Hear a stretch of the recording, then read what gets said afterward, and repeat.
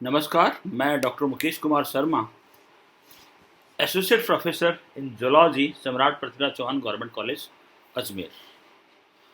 पिछली क्लास में हमने रेप्लिकेशन के इंट्रोडक्शन के बारे में बात की थी और हमने ये बताया था कि रेप्लिकेशन सेमी कंजर्वेटिव टाइप से होता है। और सेमी कंजर्वेटिव रेप्लिकेशन के अंतर्गत हमने ये बताया था कि मेसेल्सन स्टॉल दो साइंटिस्ट थे, उन्होंने सेमी कंजर्वेटिव रेप्लिकेशन की खोज की। उन्होंने इकोलाई सेल्स को पहले N15 मीडियम पे ग्रो किया, देन N14 मीडियम पे ग्रो किया, और उससे उन्होंने ये बताया कि जो डीएनए के एक स्ट्रैंड से जो दो डीएनए के मॉलिक्यूल बनते हैं, उनमें एक स्ट्रैंड पुराना होता है तथा दूसरा स्ट्रैंड नया बनता है। इस प्रकार से हमें ये पता चला कि डीएनए का जो रेप्लिकेशन है वो सेमी कंजर्वेटिव टाइप का होता है। अब आगे ये डीएनए रेप्लिकेशन किस प्रकार से होता है उसके बारे में हम लोग डिस्कस करेंगे। तो ये जो डीएनए रेप्लिकेशन है उसमें मुख्यतः तीन बड़ी प्रॉब्लम्स होती है। फर्स्ट प्रॉब्लम है, ये जो डीएनए है it is maintained in a compressed supercoiled state. यानी क्या है, ये जो डीएनए है ये क्या होता है, एक सुपरकॉइल्ड स्टेट में मेंटेन्ड होता है। यानी क्या हो रहा है, डीएनए के जो दोनों स्ट्रैंड है वो एक दूसरे से रैप्ड है, एक दूसरे के ऊपर लिपटे हुए हैं, जिसको हम कहते हैं सुपर कॉइलिंग। तो सबसे पहली बात कि ये जो दोनों डीएनए के स्ट्रैंड है वो दोनों super coiled, compressed super coiled state में मेंटेन्ड होते हैं। लेकिन रेप्लिकेशन का जो बेसिस होता है वो क्या होता है, बेसिकली कि एक स्ट्रैंड टेम्पलेट का काम करता है और जो नया स्ट्रैंड जो बनता है उस टेम्पलेट के अंदर जो बेसिस होते हैं उनसे कॉम्प्लीमेंट्री बेस पेयरिंग के द्वारा ये बनता है। इसका मतलब क्या है कि ये जो दोनों स्ट्रैंड जो है ना ये क्या हो, बेसिकली अनवाउंड हो।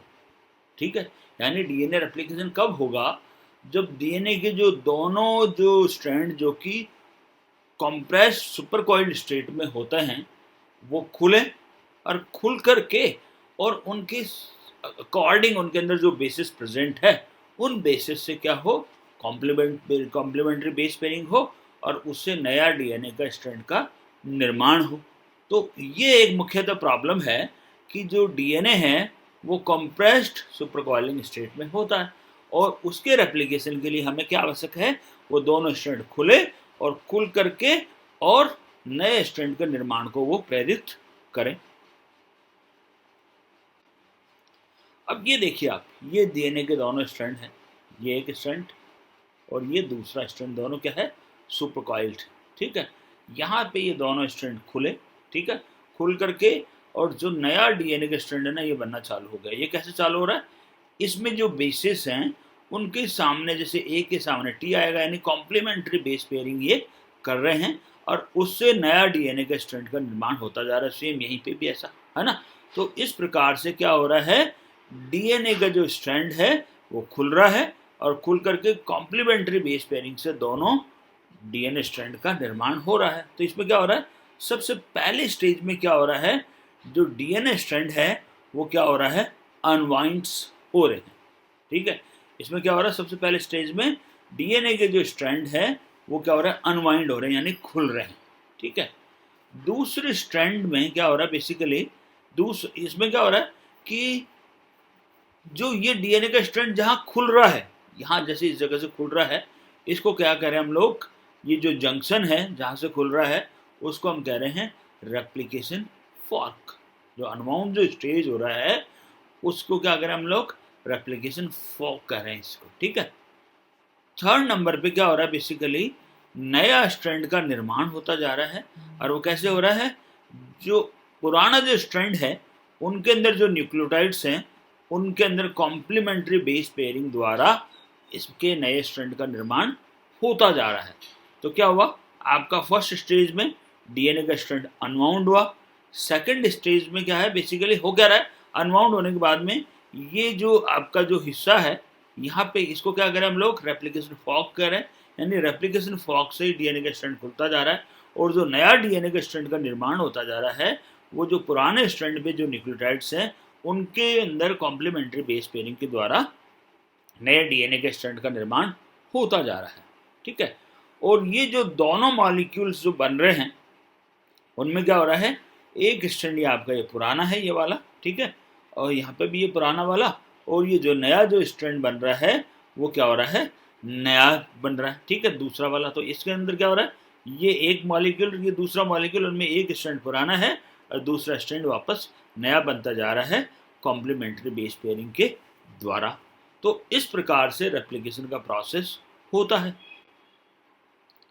अब इसमें चेन कैसे एक्सटेंड होती है बेसिकली, कि जैसे जो नया स्ट्रैंड जो बनता जा रहा है उसकी जो द्वारा जो नई चेन का निर्माण होता जा रहा है उसकी लंबाई में वृद्धि कैसे होती है, यदि वो देखें हम लोग तो क्या हो रहा है बेसिकली, इनमें क्या हो रहा है, जो नया जो डीएनए स्ट्रैंड बन रहा है वो कैसे बन रहा है, उसके ऊपर डीऑक्सीराइबोस न्यूक्लियोटाइड ट्राइफॉस्फेट जिसको कहते हैं डीएनटीपीस, ये क्या हो रहे हैं, इंडिविजुअली जुड़ते हुए जाता है, यानी प्रत्येक डीएनटीपीस एक के बाद एक जुड़ता हुआ जाता है।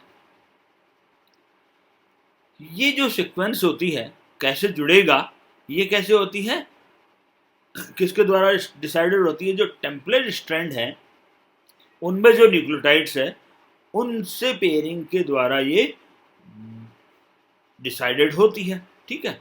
और जैसा आपको पता है बेसिकली कि जो डीऑक्सीराइबो न्यूक्लियोसाइड्स ट्राइफॉस्फेट्स हैं वो डीएनए के बिल्डिंग ब्लॉक्स होते हैं, ठीक है। और बिल्डिंग ब्लॉक होने से क्या होता है बेसिकली, एक जो कंप्लीट पॉलीन्यूक्लियोटाइड स्ट्रैंड होता है डीएनए का, वो उसमें क्या होता है, एक फॉस्फेट ग्रुप होता है, और जिससे क्या हो रहा है, प्रत्येक न्यूक्लियोटाइड दूसरे न्यूक्लियोटाइड से जुड़ता हुआ जाता है, ठीक है। यानी ट्राइफॉस्फेट्स में क्या होता है, दो फॉस्फेट निकल जाते हैं और एक फॉस्फेट से न्यूक्लियोटाइड्स जुड़ते हुए जाते हैं। कैसे जुड़ते हैं हम आगे देखेंगे। अब जो ये डीएनए है उनमें क्या एक ही फॉस्फेट होता है, जो बताई दी मैंने आपको। तो इस वजह से क्यों ट्राइफॉस्फेट यूज करते हैं इसमें, तो ये देखिए आप, ये आपका न्यूक्लियोटाइड ट्राइफॉस्फेट है, ठीक है, एडिनोसिन है, ठीक है, ये OH एंड फ्री है, और इनमें 3 फॉस्फेट है, ठीक है। इसको फर्स्ट कार्बन को कहते हैं अल्फा, दूसरे को कहते हैं बीटा, और तीसरे को कहते हैं गामा, ठीक है। ये न्यूक्लियोटाइड ट्राइफॉस्फेट आता है, और जो ग्रोविंग चेन होती है, ठीक है, ये वाली जैसे ग्रोविंग चेन है, उसके OH ग्रुप पे जाकर के ऐड करता है। तो अल्फा जो फॉस्फेट है ये किस पे अटैक कर रहा है, ये OH ग्रुप के ऊपर अटैक ये कर रहा है, ठीक है। जिससे क्या हो रहा है, ये 2 फॉस्फेट तो निकल जाते हैं बीटा और गामा वाले, और अल्फा जो फॉस्फेट है ये इस OH के ऊपर आकर के बाइंड कर जाता है। कैसे करता है ये भी हम आगे देखते हैं, कि जैसे ये आपकी नई जो डॉटर स्ट्रैंड है जो कि वृद्धि कर रही है वो है, और इसका ये OH एंड फ्री है, ठीक है। अब ये देखिए आप, ठीक है, यहाँ पे क्या हुआ, ये आपका ट्राइफॉस्फेट है, ठीक है, ये OH एंड बाइंड हुआ, ये क्यों हो रहा है बेसिकली, ये इलेक्ट्रोनेगेटिव है, मोर इलेक्ट्रोनेगेटिव है, ये इलेक्ट्रॉन खींचता है, ठीक है। खींचे बाद में क्या हुआ आपका, ये OH आकर के और इससे बाइंड कर गया, और लास्ट में देखो आप, ये वाला तो इससे बाइंड कर गया, और ये G क्या करता है, इसके साथ में हाइड्रोजन C के साथ में हाइड्रोजन बॉन्ड बना देता है, या फिर A है ना जो T के साथ में हाइड्रोजन बॉन्ड बना देता है। ये पहले वाला A था, ठीक है, इसका OH ग्रुप फ्री है, बाद में G आया, ग्वानोसिन ट्राइफॉस्फेट आया, ये दोनों फॉस्फेट रिमूव हो गए, ये रे, और अल्फा जो फॉस्फेट है उसकी सहायता से ये OH एंड के ऊपर जाकर के जुड़ गया, और इसने बाद में कॉम्प्लीमेंट्री बेस पेयरिंग करी। आपके अपने जो कॉम्प्लीमेंट्री बेस है, जैसे फॉर एग्जांपल A तो T के साथ कर रहा है, और G C के साथ में 3 हाइड्रोजन बॉन्ड का निर्माण कर रहा है। इस प्रकार से अगेन अगले वाले केस में भी ये आपका एडिनोसिन ट्राइफॉस्फेट आया, ये भी OH इसके साथ जुड़ जाएगा फॉस्फेट के साथ में, ये 2 फॉस्फेट निकल जाएंगे पायरोफॉस्फेट के फॉर्म में, और ये अगेन इसके आगे जुड़ता जाएगा। यानी जो नई जो चेन है वो OH एंड के ऊपर आगे से आगे न्यूक्लियोटाइड के जुड़ने से बढ़ती हुई जाएगी। अब ये देखिए आप, ये 3-OH जो एंड है वो न्यूक्लियोफिलिक अटैक करता है अल्फा फॉस्फेट पे, ठीक है। फिर जो पायरोफॉस्फेट निकल जाता है, और कैसे इनऑर्गेनिक पायरोफॉस्फेट की फॉर्म में, और इस प्रकार से नई चेन का अलोंगेशन होता है, ठीक है। अब नई चेन कैसे बन रही है आप ये देखिए, ये 5 डैश एंड है और यहाँ पे 3 डैश एंड है। 3 डैश पे क्या है, OH एंड है। तो अब 3 डैश OH एंड पे आपका ये नया न्यूक्लियोटाइड आके जुड़ गया, फिर अगेन दूसरा न्यूक्लियोटाइड आकर के इस पे जुड़ गया। यानी क्या हो रहा है, 5 डैश से 3 डैश डायरेक्शन की तरफ क्या हो रहा है, नया जो न्यूक्लियोटाइड है उसका सिंथेसिस होता जा रहा है। यानी नया न्यूक्लियोटाइड ऐड कहाँ हो रहा है, 3 डैश एंड OH एंड के ऊपर ऐड होता जाता है। इसका मतलब क्या है कि चैन का जो अलोंगेशन है 5 से 3 डैश डायरेक्शन की तरफ होता हुआ जाता है। यानी नया जो न्यूक्लियोटाइड होता है वो 3 डैश OH एंड के ऊपर आकर के जुड़ता हुआ जाता है। कैसे, आपके जो टेम्पलेट जो डीएनए होता है उसमें जो न्यूक्लियोटाइड्स होते हैं उसका कॉम्प्लीमेंट्री न्यूक्लियोटाइड्स इसके ऊपर आकर के जुड़ता है। तो इस प्रकार से 5 डैश से 3 डैश डायरेक्शन के अंदर सिंथेसिस होता हुआ जाता है। अब क्या हो रहा है, आपको ये पता है, आपने ये देखा पहले कि सेमी कंजर्वेटिव टाइप का रेप्लिकेशन होता है। सेमी कंजर्वेटिव टाइप में हमने ये देखा कि जो नया जो डीएनए मॉलिक्यूल बन रहा है उसमें क्या हो रहा है, एक स्ट्रैंड ऐसा है जो कि पुराना है और दूसरा स्ट्रैंड ऐसा होता है जो कि नया होता है। ठीक है, अब जो डीएनए का रेप्लिकेशन है वो सेमी डिसकंटिन्यूस टाइप का भी होता है। अब सेमी डिसकंटिन्यूस टाइप का रेप्लिकेशन क्या होता है, यदि हम इसको डिस्कस करें आगे तो देखिए होता क्या है। बेसिकली जो भी डीएनए जो का जो सिंथेसिस होता है वो हमने देखा कि 5 डैश टू 3 डैश डायरेक्शन में ही होता है। यानी 3 डैश OH एंड के ऊपर ही न्यूक्लियोटाइड जुड़ते हुए जाते हैं। इसका मतलब क्या है, जितने भी जो डीएनए पॉलीमरेजेस होते हैं वो किधर मूव करते हैं, 5 डैश के 3 डैश डायरेक्शन के अंदर सिंथेसिस को स्टिमुलेट करते हैं। यानी जितने भी डीएनए पॉलीमरेजेस होते हैं वो 5 डैश टू 3 डैश डायरेक्शन के अंदर ही वर्क करते हैं। ठीक है, अब आपका जो डीएनए है, 2 मॉलिक्यूल है, उनमें क्या होता है, एक डीएनए मॉलिक्यूल तो होता है 5 डैश टू 3 डैश डायरेक्शन में और दूसरा मॉलिक्यूल होता है 3 डैश टू 5 डैश डायरेक्शन में। ठीक है, अब इन दोनों का साइमल्टेनियसली सिंथेसिस कैसे हो, एक का तो सही हो जाएगा भाई, एक जो डीएनए स्ट्रैंड है जो कि 5 डैश टू 3 डैश डायरेक्शन में सिचुएटेड है उनमें तो सिंथेसिस कैसे हो जाएगा, 5 डैश टू 3 डैश उल्टी तरफ से हो जाएगा। ठीक है, लेकिन जो दूसरा डीएनए स्ट्रैंड है जो कि 3 डैश टू 5 डैश डायरेक्शन में सिचुएटेड है उसमें सिंथेसिस कैसे हो, उसका सॉल्यूशन क्या होगा, उसका यदि देखा गया तो क्या होता है कि एक जो डीएनए स्ट्रैंड होता है उसका निर्माण तो कंटिन्यूस होता है यानी लगातार होता है, और जो दूसरा डीएनए स्ट्रैंड होता है जो कि 3 डैश 5 डैश डायरेक्शन में सिचुएटेड होता है उसमें जो डीएनए का सिंथेसिस होता है वो छोटे छोटे खंडों के रूप में होता है, और उन खंडों को हम क्या कहते हैं, ओकाजाकी फ्रैगमेंट्स कहते हैं। ठीक है, ओकाजाकी फ्रैगमेंट्स कहते हैं, यानी छोटे छोटे टुकड़ों के रूप में इसका सिंथेसिस होता है और उसको कहते हैं हम ओकाजाकी फ्रैगमेंट्स।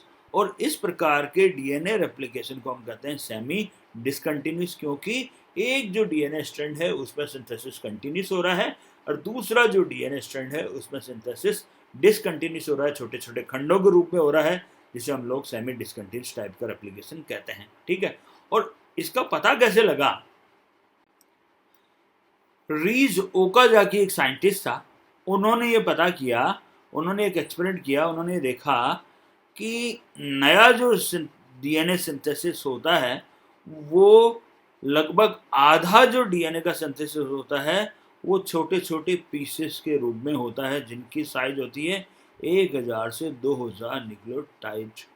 और यदि इनका लाइगेशन ना हो यानी एक दूसरे से जुड़े नहीं तो क्या होता है, नया जो डीएनए बन रहा है उनमें छोटे छोटे खंडों की अधिकता हो जाती है। ठीक है, और ये देखा किसमें, T4 फेज के अंदर ये देखा रेप्लिकेशन के अंदर कि इकोलाई के अंदर जो T4 फेज होता है उसका रेप्लिकेशन देखा।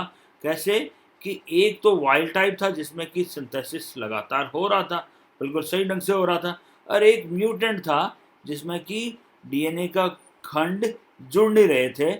उनमें ये देखा कि जो म्यूटेंट जो था ना उसमें लगभग 50% जो नया जो डीएनए था जो कि थाइमिडीन से लेबल्ड था, ठीक है, 3S से लेबल्ड था, उनमें क्या हो रहा है, छोटे छोटे जो डीएनए के खंड है वो बहुत ज़्यादा है, ये देखिए आप, है ना। ठीक है, इसका ये कह रहा है सोल्ड पीसेज ऑफ डीएनए बहुत ज़्यादा है, जबकि इसके अंदर क्या हो रहा था, सोल्ड पीसेज ऑफ डीएनए बाद में लाइगेट होकर के और कम हो रहे थे, जबकि इसमें देखा लगभग 50% जो डीएनए हैं वो छोटे छोटे खंड के बने हुए हैं। ठीक है, इसका मतलब क्या होता है कि ये तो कंटिन्यूस है। ठीक है, और ये जो डीएनए है ये छोटे छोटे खंडों के रूप में विभक्त हो रहा है। और जो म्यूटेंट जो आपका इकोलाई है, जिसमें कि लाइगेज 4 है ना, जो डिफेक्टिव होता है, उनमें क्या होता है, इन खंडों की अधिकता हो जाती है, जिससे हमको ये दिख रहा है। इसका मतलब क्या हुआ कि रीज ओकाजाकी ने ये देखा कि आधा जो डीएनए का जो सिंथेसिस होता है वो तो लगातार होता है, यानी एक ही फ्रेगमेंट के रूप में हो रहा है, और आधा जो डीएनए का जो सिंथेसिस हो रहा है वो 1000 से 2000 न्यूक्लियोटाइड्स का बना हुआ है, और वो कैसे हो रहा है, छोटे छोटे टुकड़ों के रूप में हो रहा है। ठीक है, तो इस प्रकार से इस रेप्लिकेशन को उन्होंने कहा सेमी डिसकंटिन्यूअस टाइप का रेप्लिकेशन। तो आज के लिए हम लोग इतना ही लेंगे। आगे की क्लास में हम लोग डीएनए रेप्लिकेशन का प्रोसेस किस प्रकार से होता है उसके बारे में हम डिस्कस करेंगे। धन्यवाद।